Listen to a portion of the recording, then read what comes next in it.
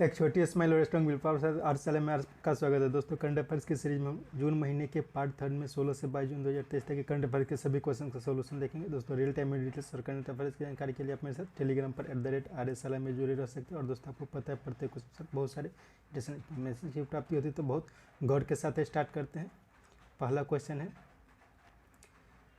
Global circular transition को सक्षम बनाने के लिए रोल ऑफ ग्लोबल साउथ के लिए कहाँ हुए राउंड टेबल मीट के नतीजों पर चर्चा के लिए ministry of information and information technology के सहयोग से इंडियन सर्कुलर इकोनॉमिक फोरम यानी CICEF 2023 के दूसरे संस्करण का आयोजन 29 जून को भारत में किया जाएगा। तो इसका आयोजन किया जाएगा नई दिल्ली में। इसके साथ ये याद रखना है कि ग्लोबल सर्कुलर ट्रांजिशन, इसका जो राउंड टेबल मीट का आयोजन किया गया था, ये हेलसिंकी में किया गया था। हेलसिंकी यानी कि फिनलैंड में किया गया था। ब्रिस्बेन और बेंगलुरु, इन दोनों के बारे में याद रखना है क्योंकि ये दोनों चर्चा में है। क्योंकि ब्रिस्बेन जो है वो ऑस्ट्रेलिया में है, तो ब्रिस्बेन जो ऑस्ट्रेलिया में, वहाँ पे भारत का एक नया वाणिज्यिक दूतावास और ऑस्ट्रेलिया का एक नया वाणिज्यिक दूतावास बेंगलुरु में खोलने की घोषणा की गई है। नेक्स्ट, मध्य प्रदेश का कौन सा जिला देश का दूसरा हर घर जिला बना? तो ये बन गया है निवाड़ी। और बुरहानपुर जो है वो देश का पहला जिला था जो मध्य प्रदेश का ही था, जो देश का पहला हर घर जिला बना था। नेक्स्ट, विश्व बैंक के सहयोग से दक्षिण एशिया का पहला शहर जहां रोड सेफ्टी प्रोजेक्ट यानी कि सड़क सुरक्षा परियोजना शुरू किया गया, तो ये किया गया है ढाका में। दिल्ली के बारे में एक क्वेश्चन याद रखना है। नेक्स्ट क्वेश्चन देखते हैं। पहले, लड़कियों को विज्ञान के प्रति जागरूक करने के लिए तथा खासकर फिजिक्स में डॉक्टरेट के लिए प्रोत्साहित करने के लिए विज्ञान विदुषी, ठीक है, विज्ञान विदुषी 2023 किसके सहयोग से शुरू किया गया है? तो ये शुरू किया गया है Tata institute of fundamental research यानी कि TIFR के सहयोग से शुरू किया गया है विज्ञान विदुषी कार्यक्रम। तो ये इसका मुख्य कार्य क्या रहेगा? तो लड़कियों को विज्ञान के प्रति जागरूक करने के लिए तथा फिजिक्स में डॉक्टरेट करने के लिए प्रोत्साहित करना। तो इसमें अधिकतर जो लड़कियां बुलाई गई हैं वो फिजिक्स से रिलेटेड जो पोस्ट ग्रेजुएट कोर्स कर रही उसे बुलाया गया था। इसमें इसरो के बारे में याद रखना है कि हाल ही में इसरो के द्वारा यूविका नामक कार्यक्रम की शुरुआत की गई थी। तो यूविका कार्यक्रम जो है वो स्पेस साइंस में छोटे बच्चों को जागरूक करने के लिए यह प्रोग्राम शुरू किया गया था Yuvika. Next, Maharashtra state road transport corporation की पहली महिला बस ड्राइवर कौन बनी? तो ये बनी है Archana Atram. Archana Atram Maharashtra state road transport corporation की पहली महिला बस ड्राइवर बनी है। सुरेखा यादव जो है वो एशिया की पहली महिला लोको पायलट है जो अभी वंदे भारत एक्सप्रेस चला रही है। पूजा देवी जम्मू और कश्मीर की पहली महिला ड्राइवर बनी थी। और दीपिका मिश्रा, इनके बारे में याद रखना है कि यह पहली महिला एयरफोर्स ऑफिसर है जिन्हें गैलेंट्री अवार्ड दिया गया था।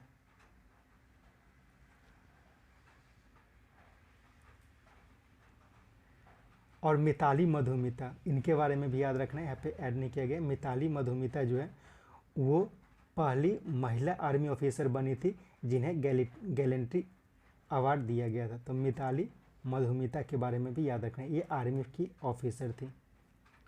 नेक्स्ट, 1930 में स्थापित international institute of administrative science का IIAS वार्षिक सम्मेलन 2025 की अध्यक्षता कौन करेगा?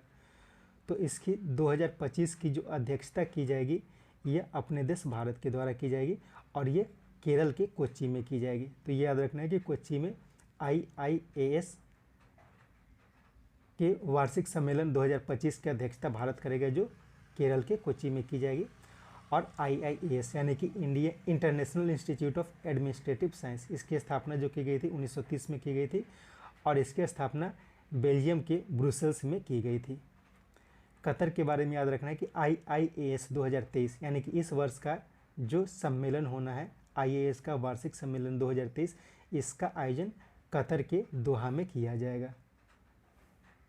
नेक्स्ट, कर्नाटक की नई सरकार और सिद्धारमैया प्रशासन ने किस कानून के विरोध में फैसला लाने की घोषणा की है? तो पिछली सरकार के द्वारा मुख्य रूप से 3 कानून लाए गए थे, इसे हटाने की घोषणा सिद्धारमैया प्रशासन यानी कि वर्तमान में कर्नाटक के जो नए मुख्यमंत्री बने सिद्धारमैया, उनके द्वारा घोषणा की गई है। तो क्या क्या है? तो इन तीनों को किया गया है। इसमें right to freedom of religion act यानी कि ये जो कानून लाया गया था right to freedom of religion act 2022, इसे ख़त्म किया जाएगा। इसके साथ 2020 में लाया गया था एग्रीकल्चर प्रोड्यूस मार्केटिंग एक्ट, इसे भी ख़त्म किया जाएगा। और कन्नड़ पाठ्य पुस्तकों में RSS और हिंदुत्व की विचारधारा को ऐड किया गया था, उसे भी हटाने की घोषणा की गई है। नेक्स्ट, क्रिकेट का एशिया कप 2023 का आयोजन कहाँ किया जाएगा? तो इसका आयोजन किया जाएगा 4 यानी कि पाकिस्तान और श्रीलंका। इसमें कुल 9 मैच खेले जाएंगे, इसमें 3 पाकिस्तान में और 6 श्रीलंका में खेले जाएंगे। नेक्स्ट, कौन भारत सरकार के नए स्वास्थ्य सचिव बने हैं? तो हाल ही में सुधांशु पंत ये जो है वो भारत के नए स्वास्थ्य सचिव बने हैं। इससे पहले राजेश भूषण जो है वो भारत के स्वास्थ्य सचिव थे। उत्तम लाल के बारे में याद रखना, इन्हें हाल ही में NHPC के डायरेक्टर के पद पर नियुक्त किया गया। NHPC के नए डायरेक्टर बने हैं उत्तम लाल। और सुबोध कुमार सिंह ये हाल ही में डायरेक्टर जनरल बने हैं नेशनल टेस्टिंग एजेंसी के। नेशनल टेस्टिंग एजेंसी के नए डायरेक्टर जनरल बन गए हैं सुबोध कुमार सिंह। नेक्स्ट, किस देश की 2 बार की ऑस्कर विजेता अभिनेत्री ग्लेंडा जैक्सन का हाल में निधन हो गया? तो ये ब्रिटेन की अभिनेत्री थी जो 2 बार ऑस्कर जीती थी, ग्लेंडा जैक्सन। नेक्स्ट, लंदन स्थित द ग्रीन ऑर्गेनाइजेशन द्वारा दिया जाने वाला इंटरनेशनल ग्रीन एप्पल अवार्ड किस राज्य को सम्मानित किया जाएगा? तो इससे सम्मानित किया जाएगा तेलंगाना को। तो ध्यान रखना है कि ग्रीन एप्पल अवार्ड यह इन्वायरमेंट में अच्छा प्रदर्शन करने के लिए दिया जाता है और ये जो दिया जाता है लंदन स्थित द ग्रीन ऑर्गेनाइजेशन के द्वारा। तो इससे तेलंगाना को सम्मानित किया जाएगा। और उत्तर प्रदेश के बारे में याद रखना है, उत्तर प्रदेश के जेलों में सुधार, उत्तर प्रदेश के जो भी जेल है अब उसे सुधार गृह कहा जाएगा। सुधार गृह कहा जाएगा उत्तर प्रदेश के जेलों को। नेक्स्ट, किनकी पुस्तक rebels against the Raj western fighter for India's freedom ने हिस्ट्री बायोग्राफी 2023 के लिए एलिजाबेथ लॉन्गफोर्ड पुरस्कार जीता? तो ये जीता गया है रामचंद्र गुहा के द्वारा। तो ये भी ध्यान रखना है कि रामचंद्र गुहा की रचना है rebels against Raj western fighter for India's freedom, एक हिस्ट्री बायोग्राफी है। इसके लिए इन्हें एलिजाबेथ लॉन्गफोर्ड सम्मान से सम्मानित किया गया है। इसके साथ राखी कपूर के बारे में याद रखना है, इनकी एक रचना है नाउ यू ब्रीथ, इसके लिए इन्हें गोल्डन बुक अवार्ड दिया गया था। ज्ञान चतुर्वेदी, इन्हें हाल ही में पागलखाना के लिए व्यास सम्मान और शिव शंकरी को सूर्यवंशम के लिए सरस्वती सम्मान दिया गया था। मारिया स्टेपनोवा, इनकी एक हाल की पुस्तक है गर्ल्स विदाउट क्लॉथ, इसके लिए इन्हें लिपजिंग पुरस्कार दिया गया था। लिपजिंग पुरस्कार दिया गया था मारिया स्टेपनोवा को गर्ल्स विदाउट क्लॉथ के लिए।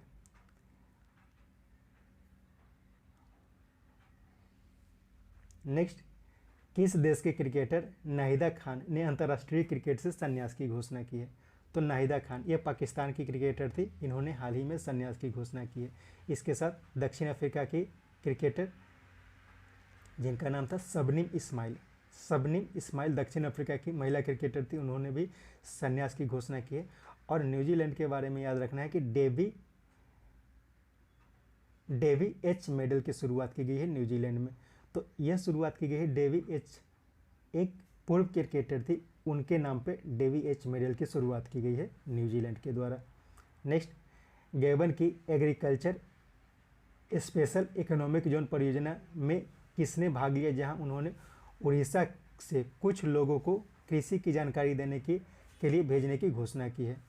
तो इसमें धर्मेंद्र प्रधान ने भाग लिया था। तो याद रखें कि धर्मेंद्र प्रधान हाल ही में गैबन की यात्रा पर थे और उन्होंने वहाँ पे एग्रीकल्चर स्पेशल इकोनॉमिक जोन परियोजना में भाग लिया था और वहाँ पे उड़ीसा के कुछ लोग जो कृषि के जानकार हैं उन्हें भेजने की घोषणा की गई है। इसके साथ याद रखना है द्रौपदी मुर्मू के बारे में। द्रौपदी मुर्मू हाल ही में सूरीनाम की यात्रा पर गई थी और उन्हें वहाँ पे सर्वोच्च सम्मान दिया गया था। सूरीनाम और सर्बिया की यात्रा पर गई थी और सूरीनाम जब गई थी तो उन्हें सूरीनाम के सर्वोच्च सम्मान से सम्मानित किया गया था। नरेंद्र मोदी हाल ही में फिजी और पापुआ न्यू गिनी की यात्रा पर गए थे और उन दोनों देशों में उन्हें सर्वोच्च सम्मान दिया गया था। नेक्स्ट, एक मिशन में 41 सैटेलाइट को लॉन्च कर किस देश की स्पेस एजेंसी ने एक नया रिकॉर्ड बनाया है, तो ये बनाया गया चीन के द्वारा। नेक्स्ट, 15 जून विश्व पवन दिवस के अवसर पर आयोजित एक समारोह में वित्तीय वर्ष 2022-23 में पवन ऊर्जा अपनाने के मामले में किस राज्य को शीर्ष स्थान प्रदान किया गया है, तो इसमें राजस्थान को पहला स्थान प्रदान किया गया है, गुजरात दूसरे स्थान पर और तमिलनाडु तीसरे स्थान पर रहा था। नेक्स्ट, हाल में आयोजित पहले नेशनल लेजिस्लेचर्स कॉन्फ्रेंस भारत का उद्घाटन ओम बिरला ने कहाँ किया, तो इसका उद्घाटन जो किया गया है यह महाराष्ट्र में किया गया है।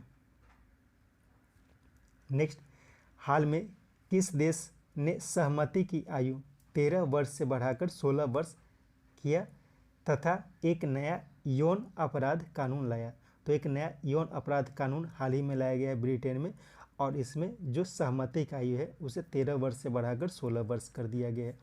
अगर वर्तमान में देखा जाए तो फ्रांस में सहमति की आयु 15 वर्ष है, जर्मनी में 14 वर्ष है,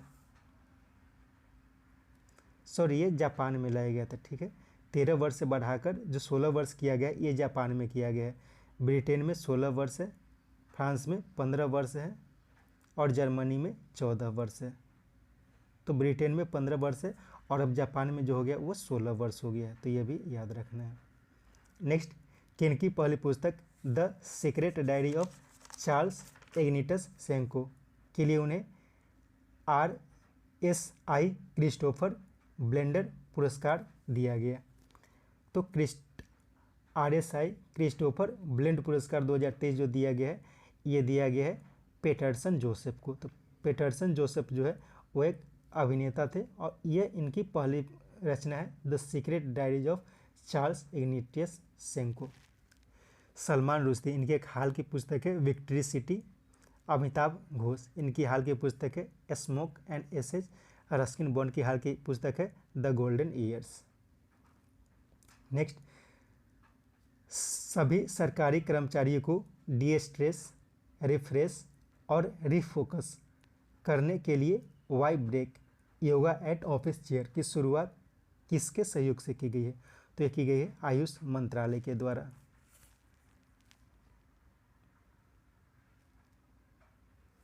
नेक्स्ट, रक्षा मंत्रालय की अध्यक्षता वाली डिफेंस एक्विजिशन काउंसिल ने किस देश से 31 MQ-9 प्रीडेटर आर्म ड्रोन खरीदने की सहमति व्यक्त की है, तो ये MQ-9 प्रीडेटर आर्म ड्रोन ये जो है वो अमेरिका से खरीदी जाएगी। और ये ध्यान रखना है कि इन सब की सहमति जो दी जाती है वो रक्षा मंत्री के अध्यक्षता वाली डिफेंस एक्विजिशन काउंसिल के द्वारा दिया जाता है। तो डिफेंस एक्विजिशन काउंसिल क्या है इसे याद रखना है, यह एक काउंसिल है जो जिसकी अध्यक्षता रक्षा मंत्री के द्वारा किया जाता है और कोई भी डिफेंस से रिलेटेड जो बड़े प्रोजेक्ट के बारे में निर्णय लिया जाता है वो इसी के द्वारा लिया जाता है, डिफेंस एक्विजिशन काउंसिल के द्वारा। नेक्स्ट, लोगों को सरकारी योजना की जानकारी देने तथा युवाओं को जागरूक करने के लिए लद्दाख में जूली लद्दाख या हेलो लद्दाख नामक आउटरीच प्रोग्राम किसने शुरू की? तो इसकी शुरुआत की गई है भारतीय नौसेना के द्वारा। तो ध्यान रखना है जूली लद्दाख या हेलो लद्दाख। ये क्या है कि लोगों को वहाँ की सरकारी योजनाओं और वहाँ के विकास के बारे में जानकारी देने के लिए शुरू की गई है। तो इसमें बहुत सारे प्रोग्राम का आयोजन किया जाएगा, जैसे इसमें एक फुटबॉल मैच, उसके बाद साइकिल रेस, जैसे साइकिल रेस का जो आयोजन किया जाए, मोटरसाइकिल रेस हो गया, फिर मेडिकल कैंप लगाया जाएगा, और लद्दाख फुटबॉल क्लब और भारतीय नौसेना इन दोनों के बीच एक फुटबॉल मैच का भी आयोजन किया जाएगा। तो इस तरह से बहुत सारे कार्यों का आयोजन यहाँ पे किया जाएगा। नेक्स्ट, पुस्तक life well spent for decades in the Indian foreign service किन की रचना है? तो ये रचना है सतीश चंद्र की। एस जयशंकर, इनकी हाल की एक पुस्तक है Modi shaping a global order in flux. Shashi Shekhar Vempati, इनकी एक हाल की रचना है connective spirit concrete action. Manoj Kumar, इनकी हाल की पुस्तक है supreme court on commercial arbitration. Next, SIPRI की हाल की रिपोर्ट के अनुसार अब तक सबसे ज़्यादा 2.24 ट्रिलियन डॉलर खर्च किया गया है, जो 2022 में खर्च हुआ है। और इसके साथ ये बताया गया है कि किसी एक देश के पास परमाणु हथियारों की संख्या सबसे अधिक है। तो किस देश के पास सबसे ज़्यादा परमाणु हथियार है? तो ये चीन के पास वर्तमान में सबसे ज़्यादा परमाणु हथियार है। और यह भी ध्यान रखना है कि सिप्री की हाल रिपोर्ट के अनुसार 2022 में सबसे ज़्यादा डिफेंस के ऊपर खर्च किया गया है। कितना किया गया है? तो 2.24 ट्रिलियन डॉलर का खर्च किया गया है।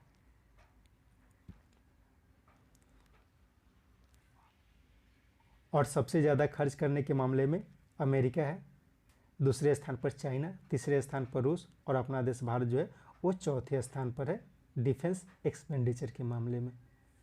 इसमें 2 क्वेश्चन है, दोनों को याद रखना है। नेक्स्ट, गोरखपुर गीता प्रेस के 100 साल होने पर उसे किस पुरस्कार से सम्मानित किया गया? तो इसे गांधी शांति पुरस्कार से सम्मानित किया गया। गांधी शांति पुरस्कार से सम्मानित किया गया। हाल ही में सरस्वती सम्मान दिया गया था शिव शंकरी को सूर्यवंशम के लिए, और व्यास सम्मान दिया गया था ज्ञान चतुर्वेदी को पागलखाना के लिए, और गोल्डन बुक अवार्ड जो दिया गया है वो राखी कपूर को दिया गया था नाउ यू ब्रीथ के लिए। तो ये सब क्वेश्चन ऊपर बताया गया था। नेक्स्ट, 2011 के बाद 13 से 17 जून के बीच भारत के चेन्नई में विश्व स्क्वैश चैंपियनशिप का आयोजन किया गया। इसमें 8 देशों ने भाग लिया। में विजेता और उप विजेता टीम कौन बने? तो इसमें इसका 4 आंसर हो जाएगा। इजिप्ट जो रहा वो विजेता रहा, ये मलेशिया को हराया था, यानी कि उपविजेता मलेशिया रहा। इसमें 8 देशों ने भाग लिया। तो याद रखना कि स्क्वैश चैंपियनशिप का आयोजन जो किया गया था विश्व स्क्वैश चैंपियनशिप, इसका आयोजन इस बार जो किया गया है चेन्नई में किया गया है, और ये 2011 के बाद पहली बार किया गया है। इसमें 8 देशों ने भाग लिया था। कौन कौन? तो Bharat, Japan, Australia, Colombia, Hong Kong, दक्षिण अफ्रीका, इजिप्ट और मलेशिया, इन 8 देशों ने भाग लिया था। तो ये भी क्वेश्चन पूछा जा सकता है। नेक्स्ट, उपराष्ट्रपति जगदीप धनखड़ ने दिल्ली के विज्ञान भवन में चौथे राष्ट्रीय जल पुरस्कार 2022 की घोषणा की। इसमें किस राज्य का गंजम जिला सर्वश्रेष्ठ जिला घोषित किया गया है? तो गंजम जिला ये जो है वो उड़ीसा का जिला है। तो इसे प्रथम स्थान दिया गया है राष्ट्रीय जल पुरस्कार 2022 में। तो इसमें क्या दिया जाता है कि जो पानी के संरक्षण के बारे में सबसे अच्छा कार्य करती है। इसके साथ याद रखना है मध्य प्रदेश जो रहा वो सर्वश्रेष्ठ राज्य बना है। मध्य प्रदेश जो बना है ये सर्वश्रेष्ठ राज्य बना है। तेलंगाना का एक गांव है जगन्नाथपुरम। तो तेलंगाना का जो जगन्नाथपुरम गांव है, तेलंगाना का जो जगन्नाथपुरम ग्राम पंचायत है उसे सर्वश्रेष्ठ ग्राम पंचायत, छत्तीसगढ़ का म्यूनसिपल कॉरपोरेशन है छत्तीसगढ़ म्यूनसिपल कॉरपोरेशन, उसे बेस्ट म्यूनसिपल कॉरपोरेशन का अवार्ड दिया गया था। तो इन सब के बारे में याद रखना कि सबसे सर्वश्रेष्ठ राज्य घोषित किया गया मध्य प्रदेश को। उड़ीसा का जो गंजम जिला है उसे सर्वश्रेष्ठ जिला घोषित किया गया है तेलंगाना का जगन्नाथपुरम ग्राम पंचायत, इसे सर्वश्रेष्ठ ग्राम पंचायत, और छत्तीसगढ़ म्यूनसिपल कॉरपोरेशन इसे सर्वश्रेष्ठ म्यूनसिपल कॉरपोरेशन का अवार्ड दिया गया था। नेक्स्ट 21 जून को 9वें योग दिवस के पूर्व में एनसीईआरटी के द्वारा 18 से 20 जून को नेशनल योगा ओलंपियाड 2023 का आयोजन कहाँ किया गया? तो इसका आयोजन जो किया गया है भोपाल में किया गया है। तो अभी 21 जून को अंतर्राष्ट्रीय योगा दिवस का आयोजन किया गया, और 21 जून को जो अंतर्राष्ट्रीय योगा दिवस का आयोजन किया गया था, तो भारत में इसका जो मुख्य आयोजन किया गया था ये जबलपुर में किया गया था। ये भी क्वेश्चन याद रखा है कि जबलपुर में इस बार के मुख्य आयोजन किया गया था, और इसकी अध्यक्षता यानी कि सबसे प्रमुख जो व्यक्ति थे इसमें उपराष्ट्रपति जगदीप धनखड़ थे।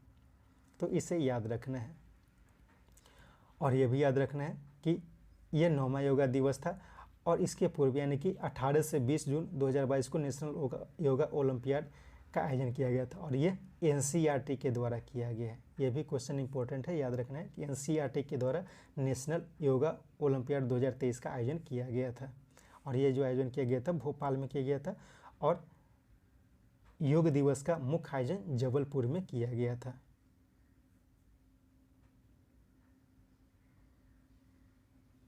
नेक्स्ट, कहाँ स्थित इंटर यूनिवर्सिटी, फिर से क्वेश्चन पढ़ता हूँ, कहाँ स्थित inter university centre for astronomy and astrophysics ने इसरो का सौर मिशन आदित्य L1 के लिए solar telescope, solar ultraviolet imaging telescope का निर्माण किया है? तो इसका जो निर्माण किया गया है पुणे स्थित inter university centre for astronomy and astrophysics के द्वारा किया गया है। तो ये याद रखना है कि आदित्य L1 क्या है? तो ये एक इसरो का सौर मिशन है जो सूर्य के लिए बनाया गया है, और इसके लिए एक टेलीस्कोप बनाया गया है, solar telescope, solar ultraviolet imaging telescope. तो ये भी याद रखना है, सोलर अल्ट्रावायलेट इमेजिंग टेलीस्कोप किसके लिए बनाया गया है?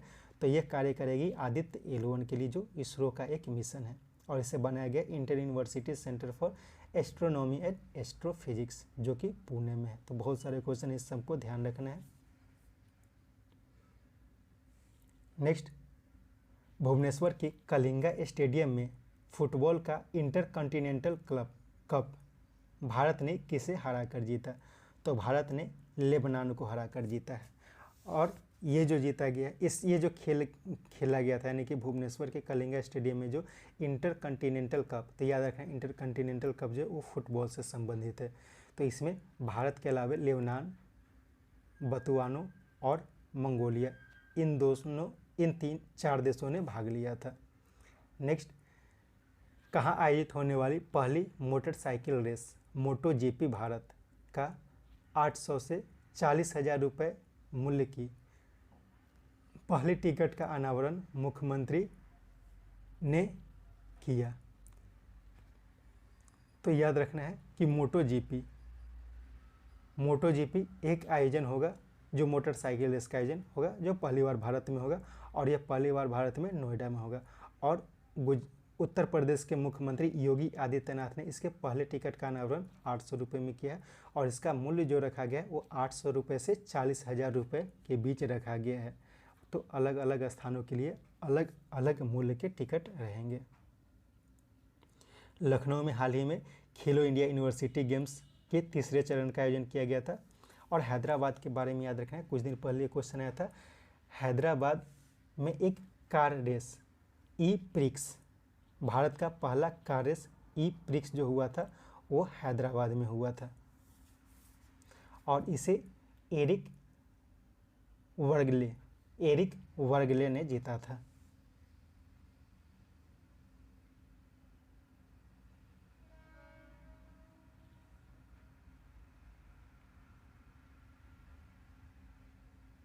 नेक्स्ट, अपनी पहली रचना the God of Small Things के लिए 1997 में बुकर पुरस्कार जीतने वाली लेखिका, जिनकी हाल की पुस्तक आज़ादी के फ्रेंच ट्रांसलेशन के अवसर पर स्विट्जरलैंड के चार्ल्स विलोन फाउंडेशन, जो फ्रेंच, इटालियन और जर्मन लेखकों को यूरोपियन निबंध पुरस्कार देती है का 45वां पुरस्कार प्राप्त हुआ?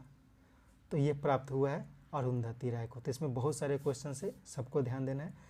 तो अरुंधति राय की पहली रचना थी the God of Small things. इसके लिए उन्हें 1997 में बुकर पुरस्कार दिया गया था। अभी इसकी एक फ्रेंच ट्रांसलेशन का अनावरण किया गया। ठीक है, फ्रेंच ट्रांसलेशन बना है। वो कौन सी पुस्तक है? तो अरुंधति राय की एक हाल की पुस्तक है आज़ादी। ठीक है, हाल की इनकी पुस्तक आई थी आज़ादी। तो आज़ादी का फ्रेंच ट्रांसलेशन अभी किया गया है और इसके लिए उन्हें यूरोपियन निबंध पुरस्कार दिया गया है। तो यूरोपियन निबंध पुरस्कार किसके द्वारा दिया जाता है? तो ये चार्ल्स बिलोन फाउंडेशन के द्वारा दिया जाता है। और किसको दिया जाता है?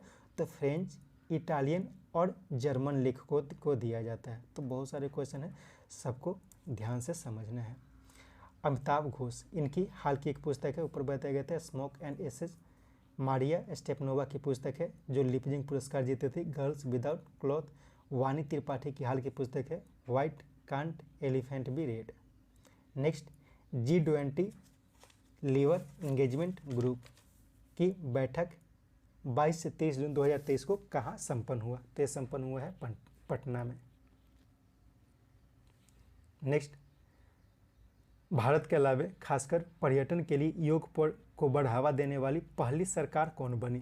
तो ये बनी है ओमान सरकार। ओमान सरकार जो है वो योग को बढ़ावा देने वाली पहली विदेशी यानी कि भारत के अलावा सरकार बन गई है ओमान की सरकार। नेक्स्ट, किस देश में आयोजित बहुराष्ट्रीय सेना अभ्यास खान क्वेस्ट 2023 में भारत की ओर से गढ़वाल राइफल्स ने भाग लिया? तो हाल ही में खान क्वेस्ट नामक एक बहुराष्ट्रीय सेना अभ्यास का आयोजन किया गया था मंगोलिया में और इसमें भारत की तरफ से गढ़वाल राइफल्स ने भाग लिया था। ये भी ध्यान रखना है। भारत और ओमान के बीच एक सैन्य अभ्यास अल नजफ का आयोजन किया जाता है। भारत और उज्बेकिस्तान के बीच हाल ही में डस्टलिक नामक एक अभ्यास का आयोजन किया गया था। भारत और यूएई यानी कि संयुक्त अरब अमीरात के बीच डेजर्ट फ्लैग नामक अभ्यास का आयोजन किया गया था। नेक्स्ट, समलैंगिक विवाह को मान्यता देने वाला पहला बाल्टिक देश कौन बना है? तो ये बन गया है एस्टोनिया। और जापान के बारे में ऊपर बताया गया था कि जापान में अब सहमति की आयु 13 वर्ष से बढ़ाकर 16 वर्ष कर दी गई है। और श्रीलंका में हाल ही में एक कानून लाया गया था, तो यह भी समलैंगिकता से ही संबंधित था। तो वहाँ पे समलैंगिकता को डिक्रिमिनलाइज कर दिया गया है। समलैंगिकता को हाल ही में श्रीलंका में डिक्रिमिनलाइज किया गया है। यह जो घोषणा की गई थी वो सुप्रीम कोर्ट के द्वारा की गई थी। नेक्स्ट, कौन आरबीआई के नए डिप्टी गवर्नर बने हैं? तो हाल ही में एस जानकी रमन आरबीआई के नए डिप्टी गवर्नर बने हैं। शक्तिकांत दास वर्तमान में आरबीआई के गवर्नर है। रवि सिन्हा, इनके बारे में याद रखना है कि रवि सिन्हा को हाल ही में रॉ यानी कि रॉ के प्रमुख के पद पर नियुक्त किया गया है। नीरज निगम, इन्हें हाल ही में आरबीआई के कार्यकारी निदेशक के पद पर नियुक्त किया गया था। नेक्स्ट, वर्ल्ड इकोनॉमिक फोरम द्वारा जारी 146 देशों की सूची ग्लोबल जेंडर गैप इंडेक्स में कौन देश शीर्ष पर रहा? तो इसमें आइसलैंड पहले स्थान पर रहा, नॉर्वे और फिनलैंड ये दोनों दूसरे स्थान पर रहा। भारत को इसमें जो स्थान दिया गया है वह भारत का स्थान रहा है 127वां, यानी 146 देशों में भारत का स्थान 127वां रहा है और अफगानिस्तान को सबसे नीचे का स्थान दिया गया है। Next, representation of people's act 1950 अर्थात लोक प्रतिनिधित्व अधिनियम 1950 के धारा 8A के अंतर्गत हाल में चुनाव आयोग ने किस राज्य के लिए परिसीमन का मसौदा प्रस्तुत किया? तो यह किया गया असम के लिए परिसीमन का मसौदा प्रस्तुत किया गया है। तो ये किसके अंतर्गत किया जाता है? तो संविधान के रिप्रेजेंटेशन ऑफ पीपल एक्ट 1950 के अंतर्गत किया जाता है, यानी कि लोक प्रतिनिधित्व अधिनियम 1950 के धारा 8A के अंतर्गत किया जाता है। नेक्स्ट, किस देश में आयोजित होने वाली फुटबॉल का यूरो 2024 का शुभंकर टेडी बियर को जारी किया गया? तो यूरो 2024 जो फुटबॉल से संबंधित है, इसका आयोजन जो किया जाएगा वो जर्मनी में किया जाएगा और इसका शुभंकर जो रहेगा वो टेडी बियर रहेगा। तो ये सबसे इंपॉर्टेंट क्वेश्चन है कि यूरो 2024 इसका शुभंकर क्या है? तो टेडी बियर है। इसे अभी हाल ही में जारी किया गया है। नेक्स्ट, एक्सिस बैंक की बरगंडी प्राइवेट और हुरून इंडिया की हाल की रिपोर्ट के अनुसार भारत का सर्वश्रेष्ठ मूल्यवान कंपनी कौन बना? तो भारत का सबसे मूल्यवान कंपनी जो बन गया है वो रिलायंस इंडस्ट्रीज बन गई है। पहले स्थान पर रिलायंस इंडस्ट्रीज, दूसरे स्थान पर टाटा कंसल्टेंसी और तीसरे स्थान पर HDFC रहा है। टाटा ग्रुप के बारे में याद रखना है कि हाल ही में एक संस्था है, उसका नाम है, हाल की एक संस्था है जिसका नाम है ब्रांड फाइनेंस। तो ब्रांड फाइनेंस के अनुसार जो भारत की मोस्ट वैल्यूएबल कंट्री है उसे टाटा ग्रुप को घोषित किया गया था। तो ये भी क्वेश्चन आ सकता है कि ब्रांड फाइनेंस के अनुसार भारत की मोस्ट वैल्यूएबल कंपनी कौन है? तो ये टाटा ग्रुप है। लेकिन हुरून इंडिया और बरगंडी प्राइवेट इसके अनुसार जो भारत की सबसे मूल्यवान कंपनी है वो रिलायंस इंडस्ट्रीज है। नेक्स्ट,